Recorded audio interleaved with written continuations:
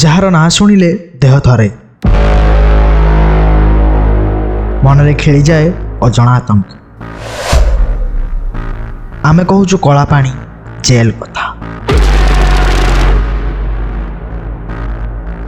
ସତ କହିବାକୁ ଗଲେ ଏହା ଏକ ଜେଲ, ଯାହା ସେଲ୍ୟୁଲାର ଜେଲ ନାମରେ ଜଣାଶୁଣା। ଆଣ୍ଡାମାନ ନିକୋବର ଦ୍ୱୀପପୁଞ୍ଜ ପାଖରେ ଏହି କଳାପାଣି ରହିଛି। ଭାରତଠାରୁ ହଜାର ହଜାର କିଲୋମିଟର ଦୂରରେ ଥିବା ଏହି ଜେଲକୁ ଇଂରେଜମାନେ ତିଆରି କରିଥିଲେ, ଯେଉଁଠାରେ ଭାରତର ସ୍ୱତନ୍ତ୍ରତା ସଂଗ୍ରାମୀକୁ ବନ୍ଦୀ କରି ରଖାଯାଇଥିଲା।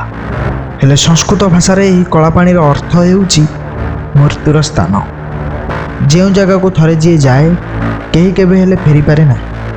ତେବେ ଇଂରେଜମାନେ ଏହାର ନାମ ସେଲ୍ୟୁଲାର ରଖିବା ପଛର ଆଶ୍ଚର୍ଯ୍ୟ କାରଣ ମଧ୍ୟ ରହିଛି।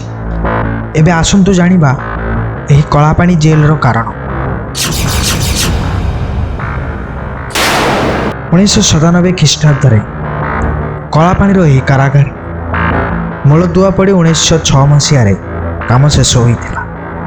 ସେତେବେଳେ କଏଦୀଙ୍କ ପାଇଁ ତିଆରି ହୋଇଥିବା ଏହି ସେଲ୍ୟୁଲାର ଜେଲରେ 698ଟି କୋଠରୀ ଥିଲା।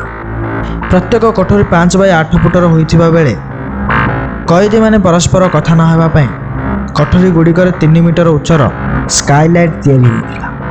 ଏଠୁକୁ ଯିଏ ଯାଉଥିଲା ଇଂରେଜମାନେ ବହୁତ ଅତ୍ୟାଚାର କରିଥିଲେ ବୋଲି କୁହାଯାଉଛି। କଏଦୀଙ୍କ ପାଇଁ ପାଲଟିଥିବା କଳାପାଣି ଜେଲର ଚତୁଃପାର୍ଶ୍ୱରେ ରହିଛି ଗଭୀର ସମୁଦ୍ର। ହଜାର ହଜାର କିଲୋମିଟର ପର୍ଯ୍ୟନ୍ତ ଲମ୍ବିଥିବା ଏହି ଅଟଳ ସମୁଦ୍ରକୁ ପାର କରିବା ପାଇଁ କୌଣସି ବ୍ୟକ୍ତି ପକ୍ଷରେ ସମ୍ଭବ ନୁହେଁ। ଯଦି କୌଣସି କଏଦୀ ଖସିଯିବାକୁ ଚେଷ୍ଟା କରେ ତେବେ ସେ ଗଭୀର ସମୁଦ୍ର ପାଣି ଭିତରେ ବୁଡ଼ି ମରିବା ସାର ହୋଇଥାଏ।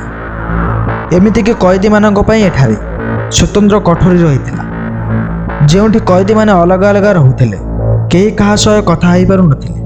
ଏହି କାରଣରୁ କଳାପାଣି ଜେଲକୁ ସ୍ୱତନ୍ତ୍ର ସେଲ୍ୟୁଲାର ଜେଲ ବୋଲି କୁହାଯାଇଥାଏ। ଏତେ ସବୁ ବାଦ ବି ଏହି ଜେଲରେ ବନ୍ଦୀ ଜୀବନ କାଟୁଥିବା ଭାରତୀୟଙ୍କୁ ଫାଶୀଦଣ୍ଡ ଦିଆଯାଇଛି। ଆଜି ବି ଏଠାରେ ବହୁ ବନ୍ଦୀଙ୍କ ମୃତ୍ୟୁ ହୋଇଛି, ଯାହାର କାରଣ ଏପର୍ଯ୍ୟନ୍ତ ଜଣାପଡ଼ିନାହିଁ। ଭାରତୀୟଙ୍କ ଲହୁଲୁହାଣରେ ଏହି ଜେଲ ବର୍ବରିତ ହୋଇଥିବାରୁ ଭାରତୀୟ ଇତିହାସରେ ଏହି ଜେଲକୁ ଏକ ଅନ୍ଧକାରର ଅଧ୍ୟାୟ ବୋଲି କୁହାଯାଏ।